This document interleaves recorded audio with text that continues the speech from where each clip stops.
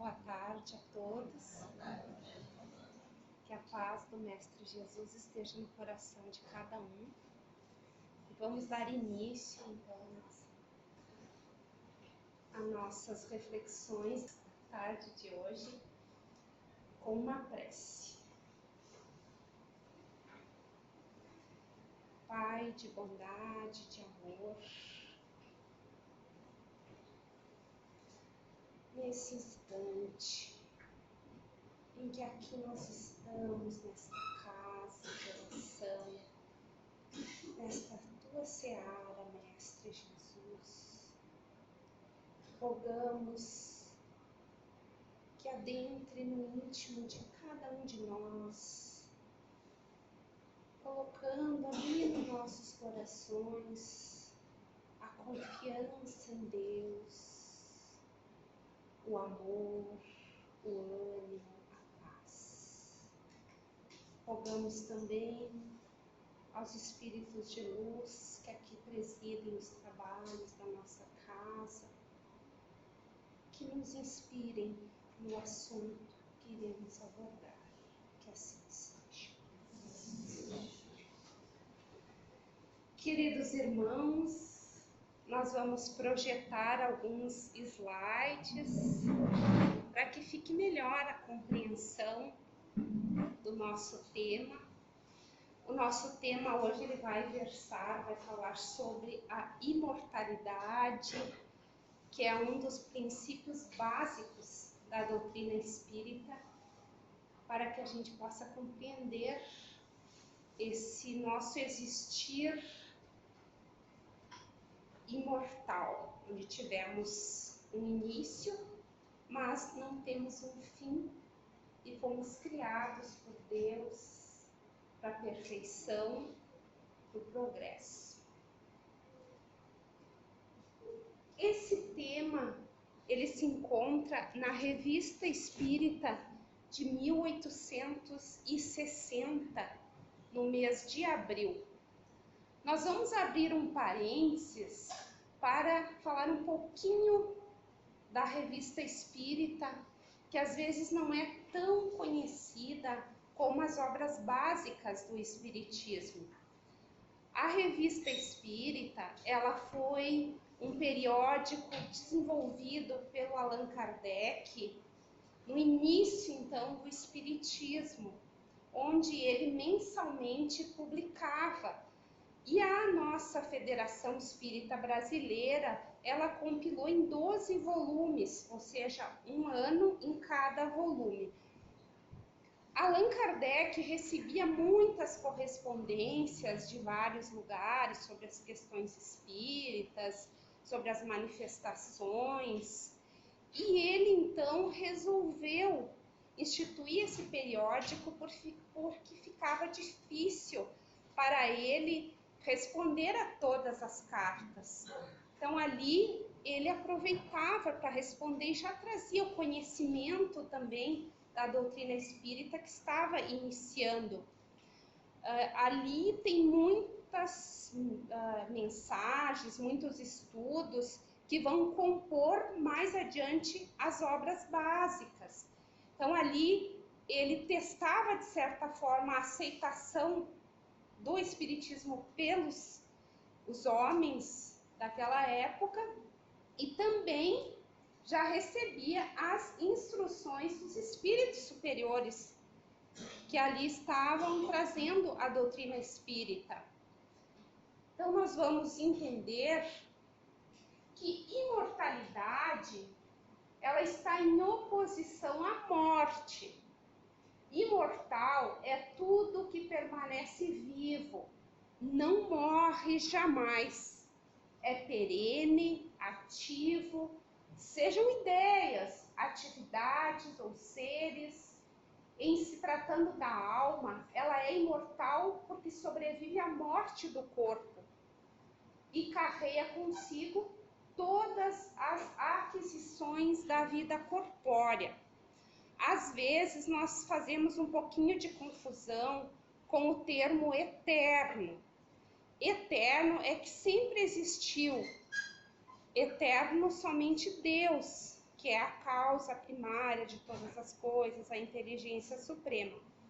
Mas nós, os espíritos, fomos criados num determinado momento por Deus, simples, ignorantes, dotados de livre-arbítrio, de inteligência para ser desenvolvida, ainda também um pouco de instinto.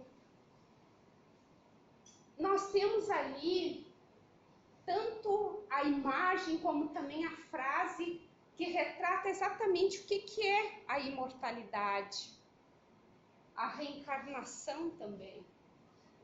Nesta frase que está no túmulo de Allan Kardec, ela não foi cunhada por Allan Kardec, mas é um autor que a gente não conhece, mas que foi grafada lá no túmulo na França de Allan Kardec. Nascer, morrer, renascer ainda, progredir sempre, tal é a lei. E ali nas figuras, então, nós vamos ver o homem ficando na velhice, desencarnando, simbolizando ali pela morte, e depois renascendo novamente num novo corpo através do seio materno e na mesma evolução. Nós vamos ter também o desenvolvimento do princípio inteligente, que é um assunto também mais aprofundado, que hoje nós não vamos tratar aqui. E tudo isso, então, deu início à doutrina espírita.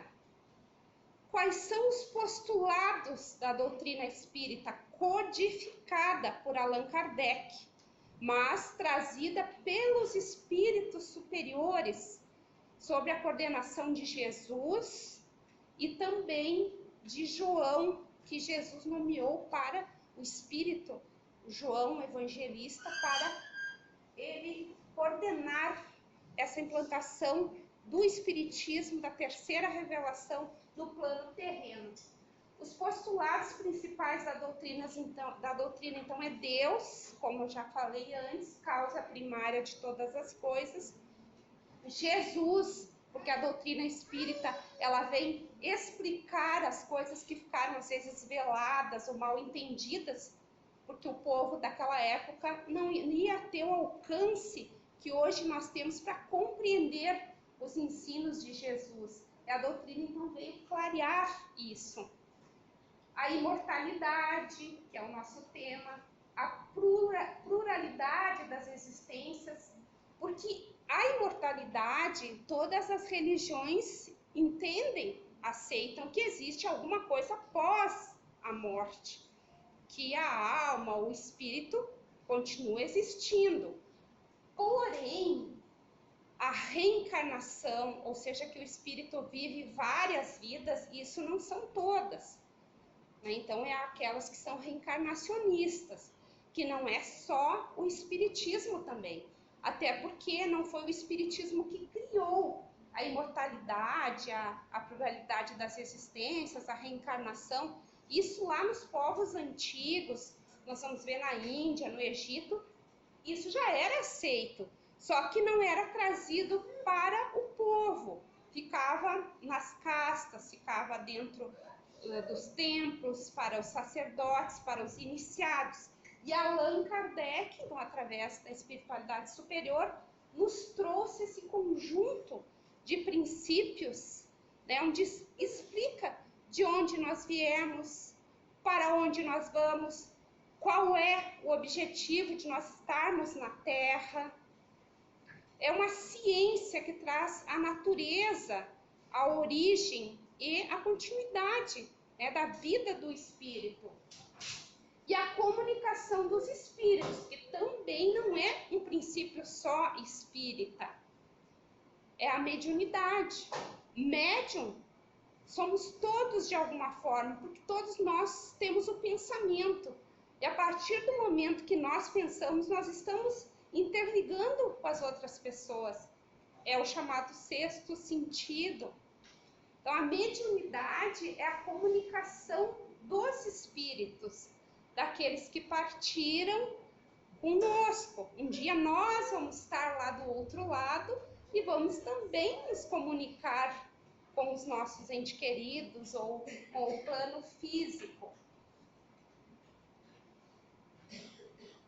Também nós temos início da transcomunicação com os espíritos num fato que aconteceu em 31 de março de 1948 nos Estados Unidos.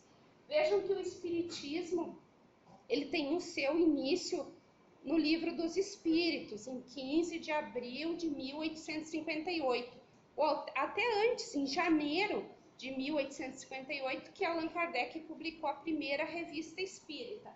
Mas antes da existência do espiritismo, o marco, então, dessa comunicação dos espíritos, mais assim, publicamente, que veio à tona, foi considerado em 31 de 3 de 1948, com o advento das irmãs Fox. Quem já é mais, assim, íntimo com o espiritismo, ouviu falar já nas irmãs Fox. Houve, então, um assassinato há bastante tempo, há uns 5 anos antes, dessa família Fox ir morar nesta casa. E durante, logo em seguida, um mês depois que elas estavam ali, essa família, que era a mãe, o pai e 2 filhas. Eles tinham mais filhos, mas não moravam com eles. 2 meninas, que uma tinha 7 anos, a Kate, e a outra que tinha 10 anos, a Margaret, que elas até aparecem 3 ali, porque teve a Leia, que é a terceira filha, que não estava na casa, não morava com eles, mas que também depois participou ativamente. Iniciavam-se batidas, arrastavam-se móveis, tanto que as meninas foram dormir no quarto dos pais, porque tinham um receio, era um barulho muito... atrapalhava e elas tinham um receio, não sabiam o que era. Até que nesse dia 31 de 3 de 1948, a família foi dormir cedo, porque já estava cansada, não conseguiam dormir direito em função desses barulhos. E novamente, por umas 6 da tarde, 6h30, começou os barulhos de novo. E a criança de 7 anos, ela, na sua inocência, fez uma brincadeira. Ela pegou, bateu, fez com as palmas das mãos e pediu que aquele pé rachado que ela colocou, né, porque ela não sabia o que era, que ele também fizesse a mesma coisa. E aconteceu que as batidas deram no mesmo ritmo da palma das mãos. E aí ela perguntou mais uma coisa, as batidas conferiam. Ali eles começaram então a se comunicar, até que então eles chamaram algumas pessoas da vizinhança, um deles começou a interrogar o espírito e foram ali travando comunicação, descobriram que ele havia sido assassinado há um tempo atrás, então o corpo estava enterrado, que depois de 50 e tantos anos eles conseguiram realmente verificar, o corpo estava mesmo enterrado ali na casa, no porão da casa, na adega da casa. Então aí foi um marco do início das comunicações dos espíritos conosco. Não que não tivesse antes, mas não era ainda para o comum, para nós, não era um fato corriqueiro. E também, dos episódios, no caso, que confirmou em grande escala a existência dos espíritos, foi com esse cientista, William Crookes. William Crookes, então, ele era renomado, era um cientista, um químico, físico, ele era presidente da Sociedade de Estudos Psíquicos, dos engenheiros eletricistas, dos químicos, dos físicos. Ele era em grande conta também com a rainha da Inglaterra.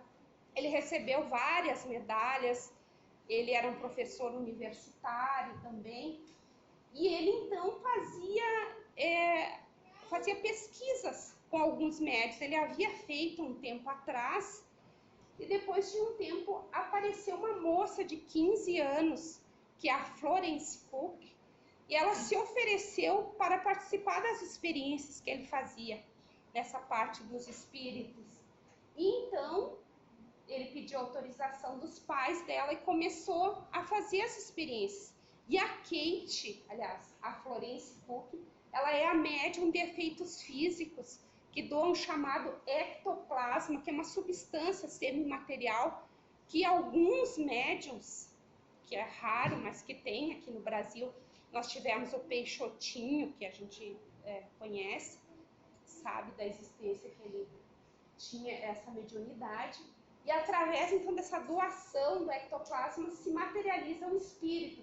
Nós vamos ver ali a Kate, então o espírito Kate se materializando, a Florence Cook ali em estado dormindo, né, em consciência.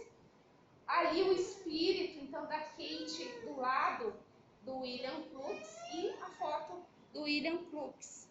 Não tem como nós duvidarmos da existência, da imortalidade, da existência dos espíritos, porque está comprovado. E na época, muitos cientistas não quiseram aceitar, porque eles se comprometeriam. Então, eles não quiseram aceitar. Mas o William Crookes, ao contrário, ele afirmou, então ele se tornou um espiritista.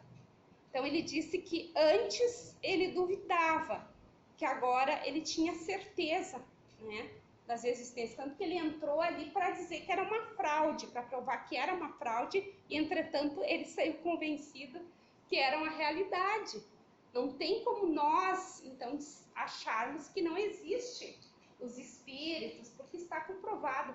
E o William Crookes, se vocês quiserem se aprofundar mais, tanto o William Crookes quanto as irmãs Fox, tem então no site da Federação Espírita Brasileira a biografia, não só deles, tem de vários, mas deles então coloca toda a história, todos os fatos, como que aconteceu, se vocês tiverem interesse, é bem bom para a gente conhecer. E ele descobriu inclusive um elemento da tabela periódica, que é o talho. Ele descobriu também o quarto estado da matéria, que é o estado radiante. Então, esse homem não era pouca coisa. Ele era uma pessoa extremamente renomada e inteligente e brilhante na sociedade daquela época. O homem é um espírito encarnado em um corpo material. O perispírito é o corpo semimaterial que une o espírito ao corpo material. Então, nós vamos entender que nós somos três partes. O espírito é o eu. Esse vai ser sempre o espírito. Eu vou ter novos corpos, novas personalidades, mas eu vou ser sempre a minha essência, eu. Eu posso vir numa encarnação como homem, como mulher, posso ser João, posso ser Maria, pode ser Maria de novo, o corpo, mas o espírito, a essência, é sempre o mesmo. Mas não seria possível nós nos mantermos encarnados num corpo, ocuparmos um corpo de carne, se não existisse esse laço, que é o perispírito. Tanto que no livro dos Espíritos, nós vamos ter, na questão 135, o Kardec pergunta para os espíritos, há no homem alguma coisa além da alma e do corpo? Eles respondem, há o laço que liga a alma ao corpo. Ele é semimaterial, ele nos acompanha depois da morte do corpo e ele continua se sutilizando. Quanto mais nós evoluímos como espírito, mais esse corpo espiritual, esse laço também se desenvolve mais para a energia sutil. Enquanto nós estamos mais materializados, mais ligados às sensações, às coisas negativas, à perversidade, ao ódio, nós estamos mais materializados, esse perispírito está mais próximo à matéria densa. E quando nós vamos evoluindo, ele vai se sutilizando também. Também temos uma prova científica da existência que seria do perispírito, ou seja, que há alguma coisa além da matéria física, provado por esse casal Kirlian, que foi por acaso que eles tiraram fotos e descobriram que tinha a chamada aura, né, além da matéria, então que existia aquela fotografia, e que dependendo do nosso estado mental, emocional, muda. Né? Então, se eu estou brava, se eu estou irritada, provavelmente se tirasse uma foto sairia vermelho, sairia cinza, preto, né? E quando eu estou bem, estou em paz, as cores seria azul, verdinho, uma cor clara, branco. Também, se vocês tiverem curiosidade, quiserem entender melhor, na Wikipédia a gente encontra também lá sobre a fotoquília, vocês vão compreender melhor. Os espíritos preservam sua individualidade antes, durante e depois de cada encarnação. Alguns segmentos religiosos entendem, na concepção deles, que o espírito, no momento que desencarna, ou seja, que o corpo morre, perderia a sua individualidade. Mas no espiritismo, então, nós temos o conhecimento trazido dos espíritos superiores que não é assim, porque não teria lógica e benefício nenhum para o espírito ele fazer toda uma caminhada de esforço, de melhoramento, de progresso nessa encarnação e simplesmente quando desencarnasse fosse para o todo.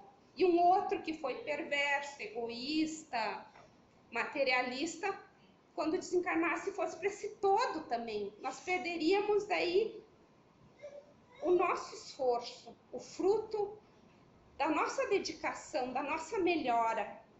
Então não teria um porquê.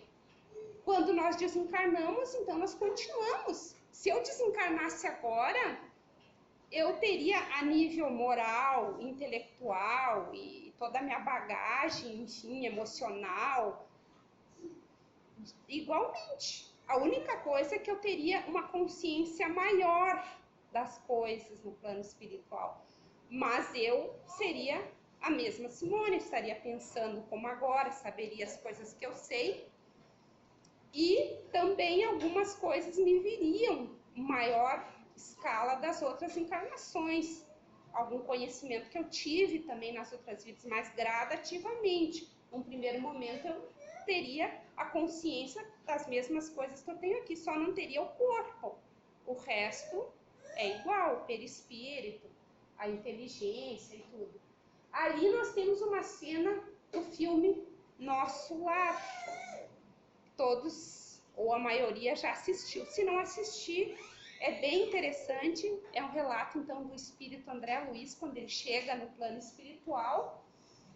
Dá para a gente entender bem daí o que acontece depois da morte do corpo.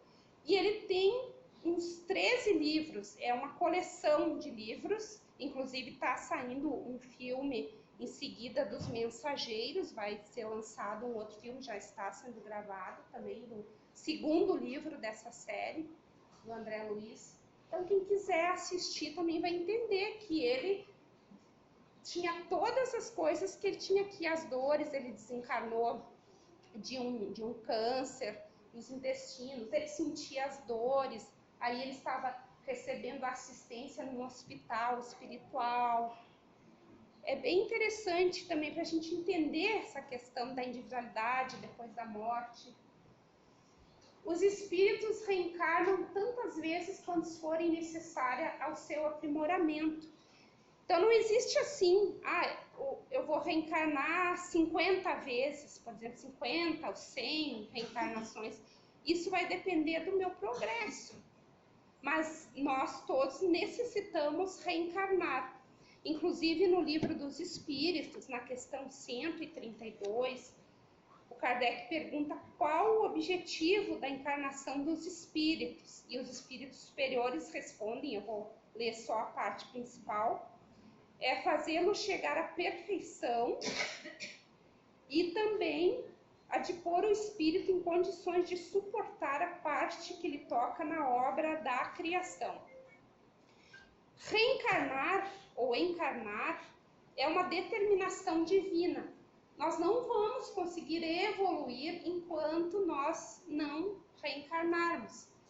Porque é aqui no plano material que nós vamos desenvolver mais a nossa inteligência, nós vamos desenvolver a nossa moralidade, nós vamos saber como lidar com as nossas dificuldades.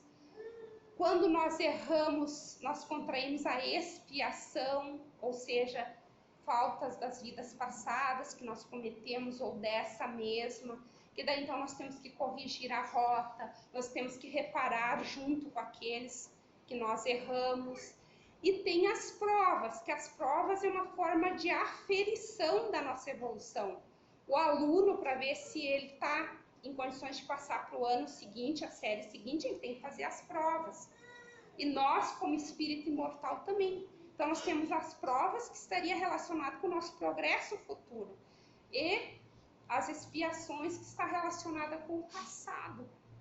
Ou seja, se nós sempre fizéssemos o certo, que é dentro da justiça, de amor e caridade, fazer ao próximo o que nós queremos que seja feito para nós, nós não necessitaríamos passar por mais expiações, porque a gente iria evoluir através, então, das provas. Mas como nós rodamos nas provas, quando vem a prova para perdoar, em vez de perdoar, nós nos vingamos, o que acontece? Aí, então, nós acabamos tendo que reparar com aquela pessoa que nós prejudicamos, né?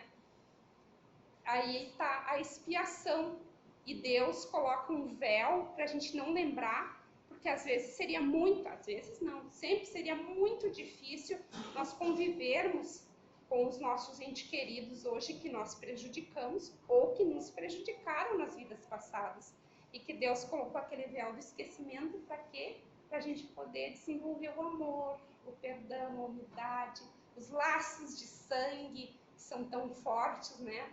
Às vezes aquele filho foi alguém que nós tiramos a vida, que nós prejudicamos e hoje vem como filho para a gente dar a vida, o carinho, o amor, ou seja, resolver as coisas através do amor, né? Aprender a nos amar.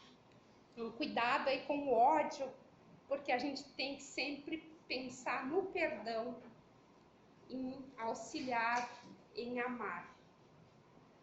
Os espíritos evoluem sempre em suas múltiplas existências, corpóreas podem estacionar, mas nunca regredirem. A rapidez do seu progresso intelectual e moral depende dos esforços que façam para chegar à perfeição, que praticamente é o que nós já explicamos. E que bom que nós sempre evoluímos. Nós podemos até estacionar. Então pode ser que assim, eu saiba que eu não devo prejudicar, falar mal de alguém, por exemplo, a maledicência. Mas mesmo assim eu sei que aquilo é errado, mas continuo fazendo. Então eu já sei, mas eu continuo fazendo errado. Então eu acabo criando uma situação, uma expiação para o meu futuro, né? Então eu não vou regredir, porque o que eu sei, mas eu tenho que colocar em prática, porque senão também não adianta nada, né? Então assim, eu sei que é errado, por exemplo, furtar alguma coisa, eu já sei, mas eu furto igualmente, então estou criando, né, uma expiação. E quanto mais a gente sabe, maior é a nossa responsabilidade também. O que nós queremos dizer é que quando nós sabemos que é errado fazer isso, nós sabemos, né? Não podemos dizer que eu vou deixar de saber agora que é errado furtar, é errado a maledicência. Não, eu sei, mas se eu continuo fazendo, eu estou contraindo uma expiação e eu estou demorando mais. Porque o que acontece para um espírito que não estuda, por exemplo, né? Aí um aluno que não estuda, ele vai rodar nas provas, ele vai ter que repetir o ano. E nós é a mesma coisa como espíritos. Se nós não fazemos a lição direito, não fazemos o bem, a caridade, o amor, o perdão, nós acabamos tendo que voltar de novo para repetir o ano, até que literalmente a gente entenda que tem que ser daquela forma, né? O homem tem o livre-arbítrio para agir, mas responde pelas consequências de suas ações. Tudo podemos, mas nem tudo devemos. Lembramos aí da citação de Paulo de Tarso, né? São Paulo, que era Saulo. Nós podemos tudo, mas depois respondemos também. Então nós temos a liberdade, mas também temos a responsabilidade sobre os nossos atos, sejam bons ou ruins. Na verdade, te digo que aquele que não nascer de novo não pode ver o reino de Deus. Então Jesus disse um diálogo a Nicodemos que vem trazer de fato que a imortalidade, a reencarnação é fato.